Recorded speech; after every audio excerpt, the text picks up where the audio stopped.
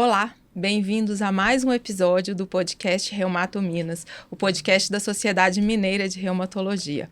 Hoje, conversando com os nossos colegas Felipe Didier, Marcela Mello, com o tema O médico do século XXI precisa de mídias digitais? A doutora Marcela é reumatologista, titulada pela Sociedade Brasileira de Reumatologia, preceptora do Hospital Santa Casa de Belo Horizonte, sócia fundadora do Reumato Theraquis. O doutor Felipe, também membro da Sociedade Brasileira de Reumatologia, preceptor do Hospital Santa Casa de Belo Horizonte, e membro da Comissão de Mídias da SBR. Muito obrigada, Felipe e Marcela, pelo aceite do nosso convite. É uma honra. A gente que agradece, Rafa. Muito bom estar aqui hoje discutindo esse tema com você. Obrigado, Rafa. O tema é bom, a gente tem muito assunto para conversar. Espero que seja proveitoso. Sim. Bom, para começar, é natural que a primeira pergunta seja, Felipe e Marcela, o médico do século XXI precisa de mídias digitais? Bom, Rafa, eu acho que a primeira coisa é a gente falar um pouquinho sobre o que são as mídias digitais, né? As mídias são geralmente plataformas que permitem que o usuário interaja, crie conteúdos e estabeleça conexão com aquelas pessoas que estão ali, tanto criando quanto consumindo esse conteúdo. Então, a gente tem várias alternativas de mídias sociais, não é só o Instagram, né? Às vezes a gente pensa muito nisso quanto médico. Ah, será que eu preciso ter um perfil no Instagram? Mas a gente sabe que existe o YouTube, o próprio Google, TikTok, existem outras plataformas de mídias sociais que podem servir, sim, para que a gente esteja presente ali fazendo o nosso trabalho, né? A mídia social é uma ferramenta do dia a dia do brasileiro, né? Vamos falar a nível de Brasil. Dá para ficar sem rede social hoje em dia? Dá. Dá para você criar seu consultório, como acontecia na época que não haviam redes sociais. Mas, hoje em dia, a maioria das pessoas usam alguma rede social, desde o WhatsApp até o Instagram, até o Facebook, e a maioria dos serviços são divulgados pelas redes sociais ou estão lá. Então, respondendo à pergunta que você fez, dá para ficar sem rede social? Dá. Mas ela é uma das ferramentas mais importantes para a divulgação do trabalho hoje em dia. De modo que quem fica sem rede social hoje em dia começa um pouco atrás. Exatamente. Eu acho que, assim, existem alguns dados que chamam até atenção. O brasileiro é o terceiro país, né? O povo brasileiro é o número 3 em uso de mídias sociais por horas diárias. Então, a gente tem um número dos últimos dados que saíram, que são quase 4 horas diárias que um brasileiro entre 16 e 64 anos gasta nas mídias sociais. E eu acho que isso, né, atrelado a essa mudança na medicina mesmo, a evolução da tecnologia, inteligência artificial, que a gente pode falar um pouco mais à frente, isso faz com que as pessoas estejam lá o tempo todo. E essas pessoas são os nossos pacientes, e eu acredito que a gente precisa estar onde o nosso paciente está. Então, por mais difícil que seja, eu acho importante essa presença do médico na mídia, só que também é importante que o médico saiba qual que é a mídia mais confortável para ele, que vai funcionar, que não se torne talvez uma coisa muito penosa, um sofrimento, né? Porque a gente sabe que existem perfis. Então, a gente tem colegas que são super ativos no Instagram, outros são mais ativos no YouTube. Eu, por exemplo, eu prefiro focar ali no meu site, no Google e no YouTube e não consigo, às vezes, manter uma presença tão forte no Instagram. Existem colegas que são o contrário, que se sentem confortáveis, né? Mas eu acho que é super importante, como o Felipe falou, a gente se atentar a isso, porque aquele que não está em alguma das mídias, pelo menos, vai estar um pouquinho atrás aí nessa fila. Assim, a gente está vivendo uma revolução tecnológica final dos anos 80 para frente. E principalmente com o advento da internet e tudo mais. E eu acho que a bola da vez é a inteligência artificial, as redes sociais, talvez um pouco mais de idade aí, uns 10, 15 anos atrás. Então, ficar de fora disso é carta fora do baralho, hoje em dia. Uhum. As pessoas estão lá. As pessoas que antes procuravam ou eram informadas de serviço através do rádio e da televisão, hoje elas são informadas através de Instagram, de WhatsApp, Facebook, YouTube. Então, assim, é a principal fonte de divulgação de serviços e informações que a gente tem hoje. elas são influenciadas, né, por essas redes, por essas mídias. São influenciadas e como a Marcela disse, a média de 4 horas dia é muito tempo, né? 50 anos atrás, as pessoas passavam 4 horas ou até mais em frente à televisão. Então, era muito comum aquela cena da família reunida no domingo assistindo televisão. Via Fantástico, via aquela... Porque ali que eram passadas os comerciais. Hoje em dia, não. As pessoas estão em streaming, nem usa televisão mais. É streams ou redes sociais. Então, elas são expostas às informações de redes sociais por muito mais tempo hoje em dia. Então, você estar presente onde existe uma exposição maior é a maneira mais óbvia de você divulgar seu trabalho. Sim, concordo. Vocês acham que existe muito preconceito ainda da parte médica de entrar para as redes sociais? Eu acho que existe. Eu acho que existe porque é uma ferramenta nova, ela é utilizada majoritariamente por pessoas, por médicos novos, e existe uma certa resistência. A classe médica, de forma geral, é uma classe mais conservadora, uma classe mais resistente a novidades, principalmente quando a gente encontra o limite da ética muito fácil de ser ultrapassado. E a gente vê muito colega ultrapassando esse limite recentemente, né? A gente tem, felizmente, visto muito disso. Então, talvez por conta disso que exista uma resistência. Não sei como é que foi quando as primeiras divulgações no rádio foram lá atrás, se houve uma resistência, se houve um preconceito, né? Mas dá para ver que tem. Em compensação, eu noto pelo tempo que eu tô, né, nas redes sociais, que isso vem diminuindo. Então, eu tenho visto colegas de todas as idades, inclusive o pessoal mais velho, mais presentes nas redes sociais, não só utilizando como lazer, mas como ferramenta de trabalho. Sim. Eu acho que uma coisa também que, justamente desse preconceito inicial e que essas barreiras têm sido rompidas, era muito por um receio de perda de credibilidade, de talvez exposição excessiva, medo de críticas, né? Só que, ao mesmo tempo, com o avançar da presença dos médicos nas mídias, e que, infelizmente, a gente sabe que tem muita gente que leva informação errada, este é mais um motivo para cada vez mais bons profissionais estarem presentes, né? Então, acho que na pandemia ficou muito forte isso, um conceito que a gente chama de infodemia, né?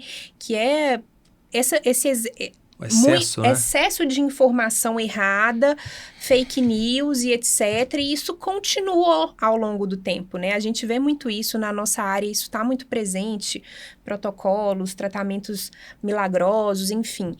E as pessoas, elas são compradas por isso, elas compram esse produto, elas são influenciadas. Então, eu acho que é mais um motivo para que aqueles que talvez pensem um pouco mais, se vale a pena, nossa, eu acho que é muito bobo, eu não me sinto confortável, fazer um papel educador, trazer um papel educador de maneira ética para que a gente consiga vencer essa batalha, né? Porque cada vez mais a gente vê como que existem profissionais de diversas especialidades, mas a gente está falando aqui principalmente do médico, trazendo informações de conteúdo duvidoso, questões que são, assim, perigosas e sérias, que podem influenciar na vida da pessoa numa mídia social que é desregulamentada, né?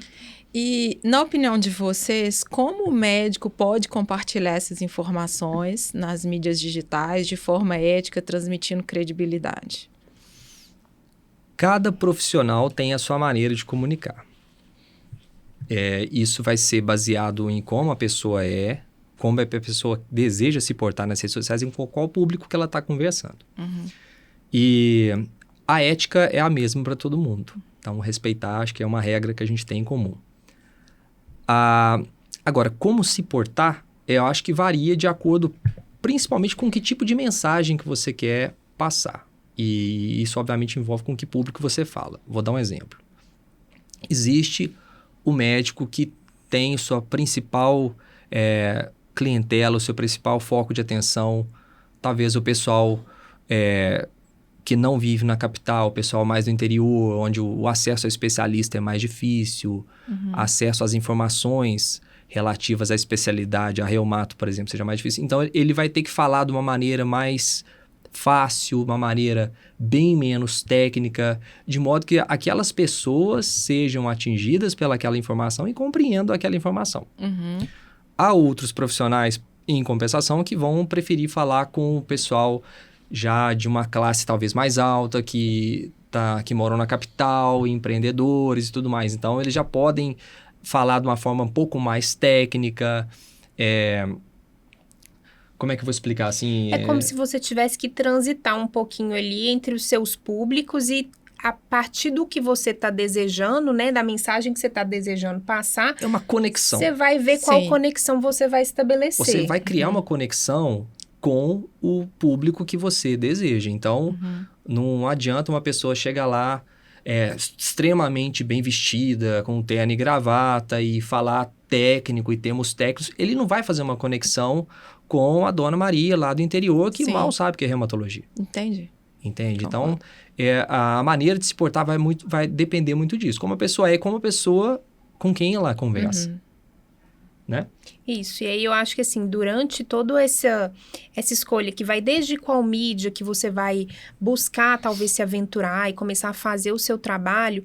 em qual público, né? Em qual público que você vai se direcionar, eu acho que uma das principais mensagens você deve ter é como se a gente tivesse um papel educador, né? Buscando sempre passar essa informação, independente da linguagem que a gente vai usar, de uma maneira científica, baseada em evidência, mais lógico, utilizando aquele linguajar ali mais adequado. Então, eu acho que a gente consegue fazer esse trabalho de uma maneira ética, sem talvez ficar parecendo que a gente está, às vezes, dando uma aula, né? Uma coisa muito formal. Senão, cria-se uma distância e você se afasta daquele público ao invés de se aproximar. Exato. Existe até alguns debates sobre...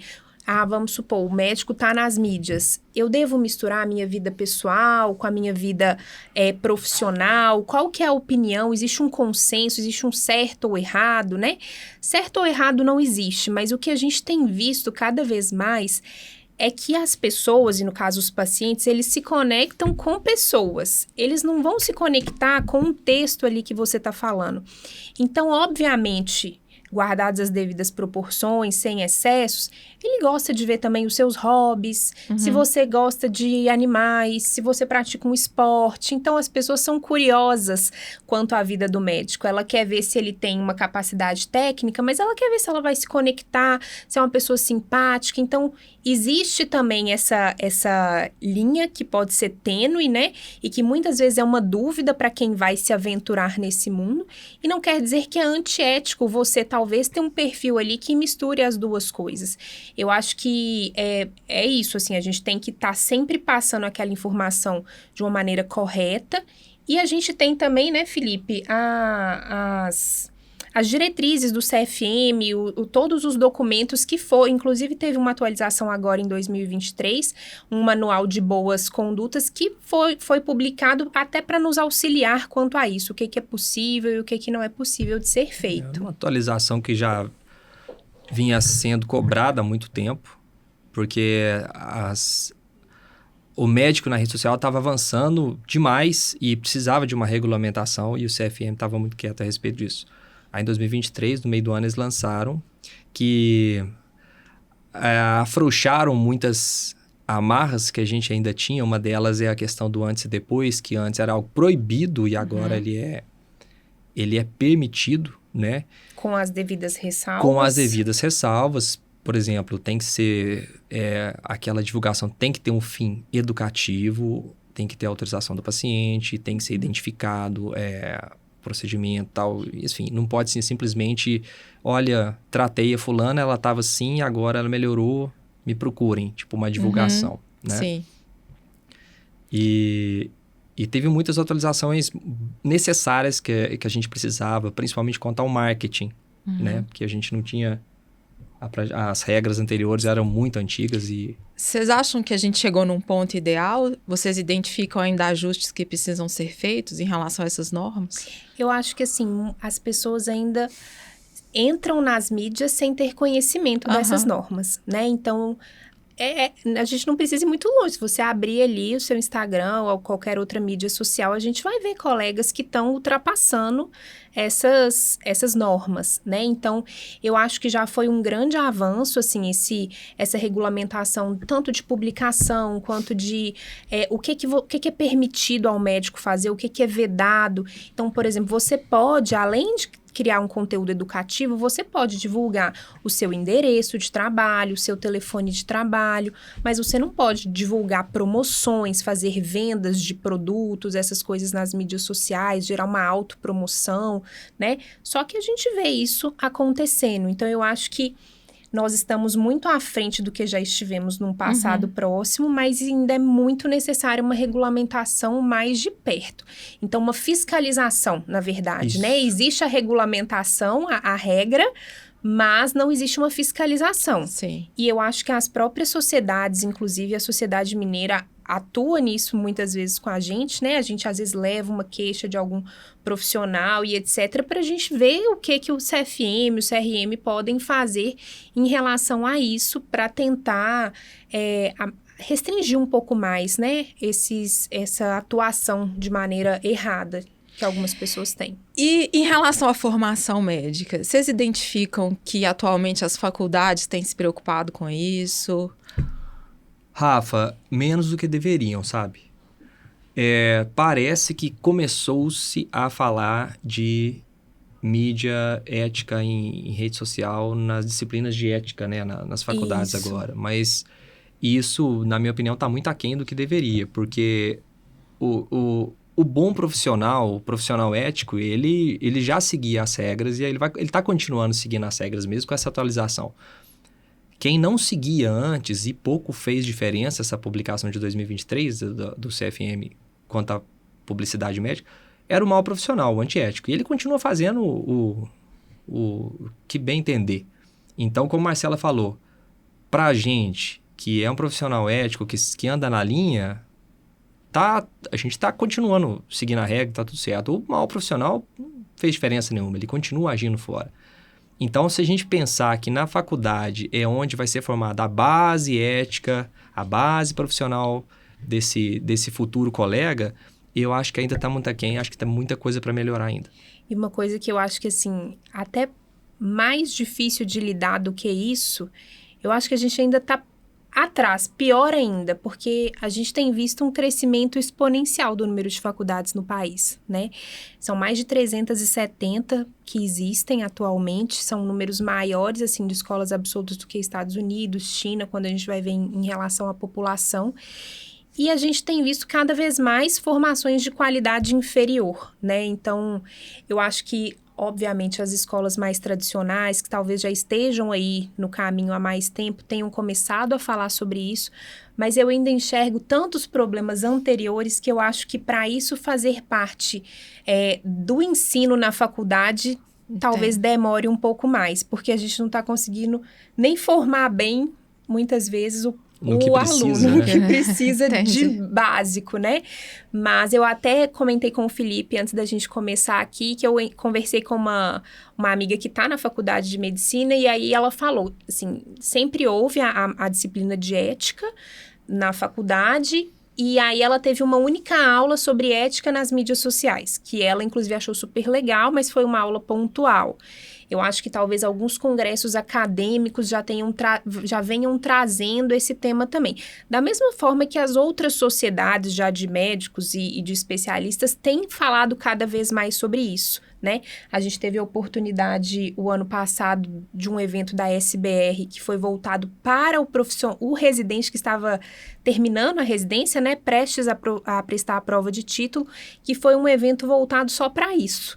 Para carreira, mídias sociais, como se portar, marketing. Então, foi uma coisa super inovadora e que foi muito importante, né?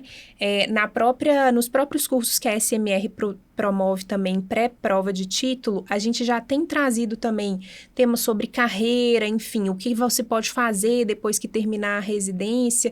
Então, eu acho que não só as faculdades, é importante que elas se mobilizem, mas as sociedades também, porque às vezes pode ser mais fácil na própria sociedade preencher essa lacuna, enquanto as faculdades ainda estão se estruturando aí com novos currículos, muitas faculdades sendo Rafa, abertas. E eu acho, complementando o que ela falou, eu acho que não só um papel das sociedades em educar os profissionais e a população em geral, eu acho sim importante, mas eu acho que fiscalizar.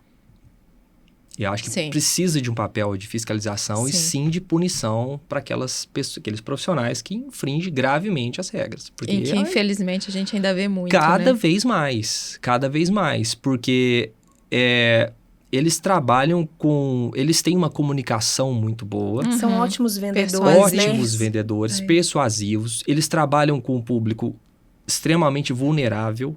Então, você junta duas coisas que facilitam a venda do que eles querem.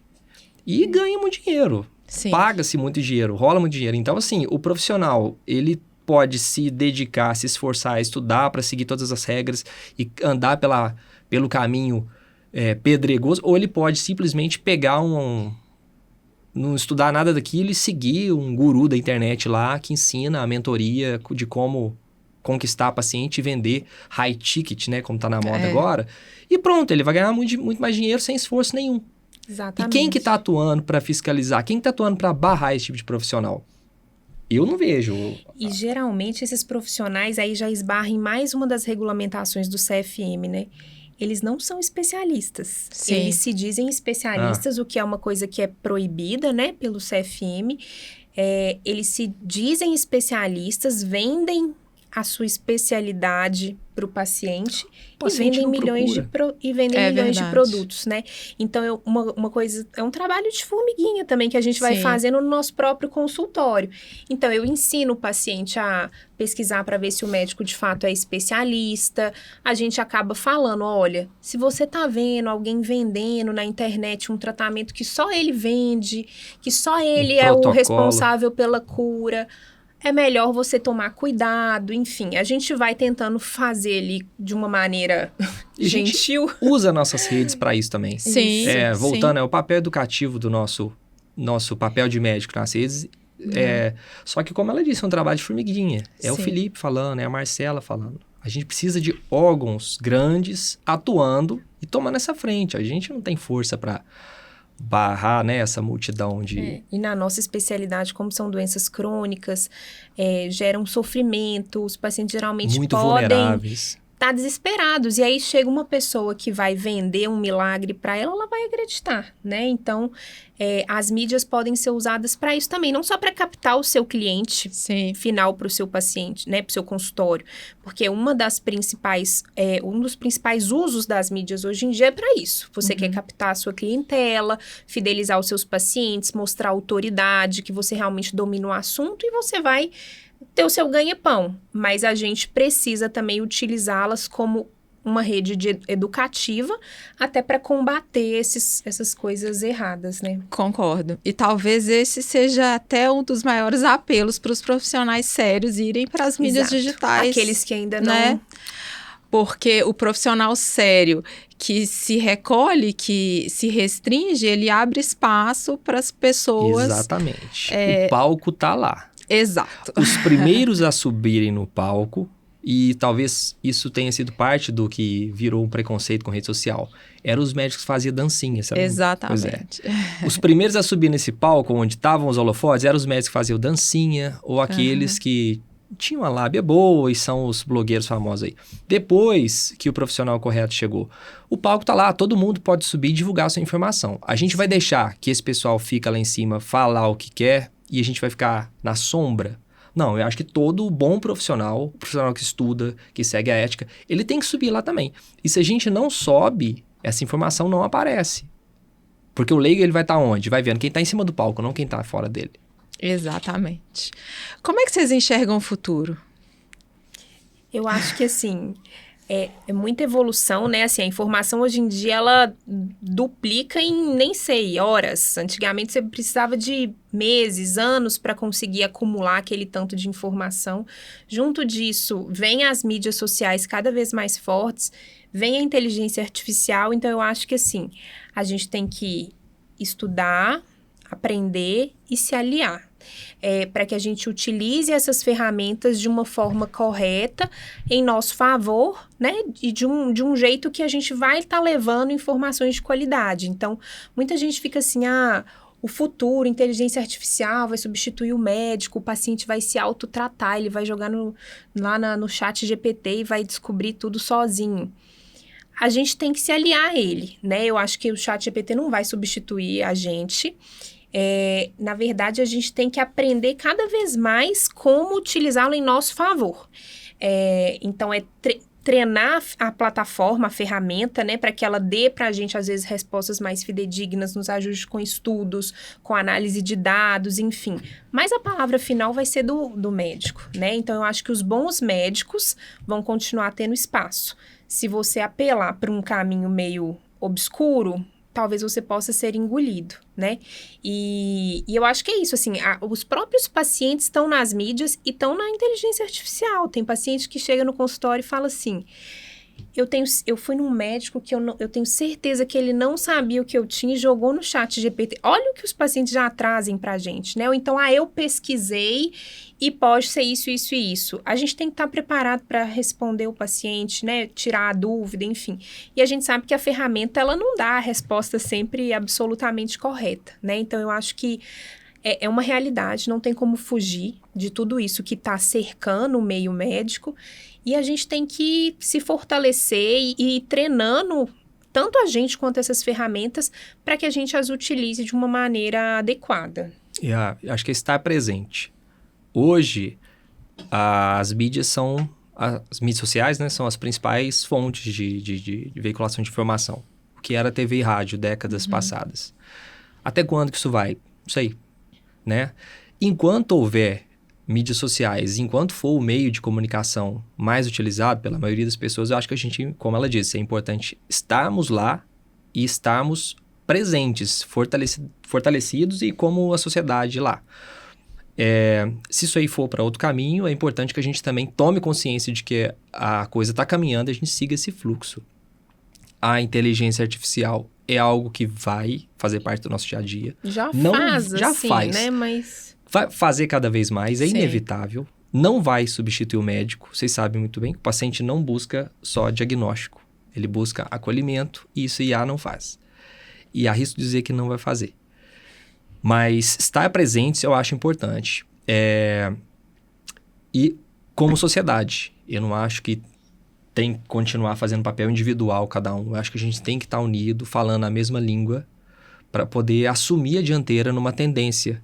Como foram os profissionais de procedência duvidosa fazendo dancinha, que assumiram a frente lá atrás. Exatamente. Entendeu? Não que a gente vá fazer dancinha na próxima tendência, mas a gente tem que ser os primeiros a chegar e falar, gente, isso é o correto. Qualquer coisa que estiver fora desse assunto, fora dessa conduta, questione, converse com o seu profissional, busquem, questione as informações, porque a gente está lidando com um público muito vulnerável. Sim. A informação que chegar primeiro, muitas vezes vai ser entendida como verdadeira. Assim, as mídias, né, a internet, ela é uma realidade já na vida de todo mundo. E nós estamos aprendendo a lidar com isso dentro da prática médica. E eu adorei essa frase, né, o palco tá lá. E a gente tem uma escolha, né? Nós vamos deixar que os maus profissionais assumam esse palco ou a gente vai se posicionar, né? E eu acho que a gente está num momento importante disso, né? De que os bons profissionais vençam o preconceito inicial com os maus profissionais que tomaram a frente e comecem a assumir esse papel. Bom, Marcela e Felipe, a gente já está se encaminhando para o final. Vocês queriam deixar alguma mensagem final? Queriam trazer mais alguma colocação? Queriam deixar alguma mensagem para os nossos colegas em relação a esse assunto? Eu acho que assim, a gente conseguiu abordar vários temas legais dentro desse assunto, mas acho que a mensagem final é: comecem.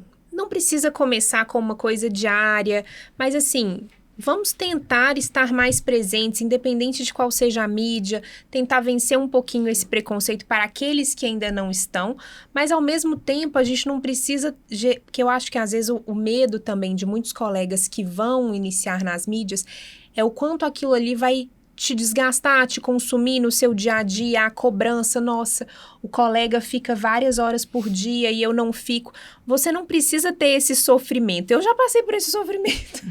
Consome um tempo danado, Eu acho né? que você pode se doar da maneira que você conseguir, mas é importante estar lá. Se você não estiver, outros estarão, sejam eles bons ou maus profissionais, e você vai acabar se posicionando de uma maneira mais para trás, né? Então, não precisa ser uma pessoa diária que grava vários vídeos e coisas o tempo todo, mas estejam lá. Permitam que o paciente te encontre, que eles vejam a informação de qualidade que vocês têm para passar, ou que eles consigam chegar até você no seu consultório, porque às vezes não vai ser num vídeo que viralizou, mas vai ser no seu trabalho ali, no dia a dia, que você vai conseguir passar uma mensagem correta para ele, né? Então, sem uma cobrança excessiva, é importante que todos analisem as opções de mídias sociais que tem, encontrem aquela que vai ser mais benéfica, melhor, né? que vai se encaixar melhor, que você vai se adaptar para que você esteja presente também, e aos poucos a gente vai crescendo lá dentro. Não precisa gastar várias horas. Tem os mais ativos na rede social, eles acabam gastando não, né? É uma ferramenta de trabalho, eles acabam investindo boa parte das horas do dia lá. Mas não é necessário. Eu mesmo mexo pouquíssimo no Instagram, gasto poucas horas do meu dia a dia lá.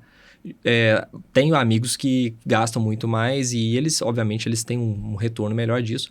Mas o meu perfil tá lá. Eu penso no meu perfil, no caso, vou usar o Instagram como exemplo, como um portfólio. O paciente não vai me encontrar pelo Instagram, Rafa.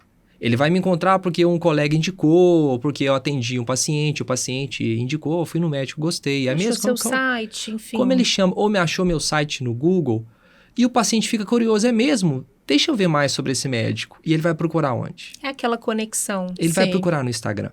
E no Instagram, no meu perfil, que tá lá, sei lá quando foi o último conteúdo que eu coloquei, mas tá tudo lá. Ele vai ver eu falando sobre a artrite reumatoide, ele vai ver eu falando sobre a doença tal, ele vai ver eu tocando minha guitarra, e ele vai criar uma conexão com aquele profissional. Ah, não gostei, eu acho esse médico muito informal, talvez não é a praia, mas vai ter o paciente que vai me achar e fala assim, nossa, gostei dele. Ele é dessa forma, ele parece comigo. E eu já vi que ele fala bem do assunto, talvez o problema que ele está falando seja o que eu tenho. Então, ali é onde ele vai conhecer melhor você, seja na sua parte técnica, seja na sua parte pessoal, que é facultativo de expor ou não, mas a minha opinião eu acho extremamente importante para você tirar aquela imagem que o médico tinha antigamente, que era um ser superior. E agora não, o médico ele é igual ao paciente, ele é um profissional como qualquer outro. Trata da área da saúde. Entende? Então, você se aproximar, diminuir, aliás, a distância que aquele ser, que era o médico de antigamente, tem do paciente, é fundamental para criar essa conexão. Isso, sim, eu acho que isso impacta, inclusive, na resposta ao tratamento. O profissional, o paciente, ele coloca muito mais confiança. Nossa, o médico me prescreveu remédio, o médico é igual a mim. Ele cria uma confiança maior. E vocês sabem muito bem que isso aí, o desfecho disso é muito melhor, sabe? Concordo demais. Foi maravilhoso, gente. Assim, eu aprendi muito. Queria parabenizar vocês. Eu sei que vocês são ativos nas redes sociais e eu acho que vocês conseguem fazer uma mídia de muita qualidade, passando informação correta, fazendo conexão com o paciente. Eu tenho certeza que os nossos colegas podem aprender muito com vocês e aprender muito com esse bate-papo que a gente teve hoje. Muito obrigada. Em nome da Sociedade Mineira de Reumatologia, agradeço a presença de vocês. Obrigada, Rafa. Foi ótimo estar aqui com você, com o Felipe, falando sobre esse assunto. Excelente, Rafa. Muito obrigado. Espero que todo mundo tenha gostado. Obrigada.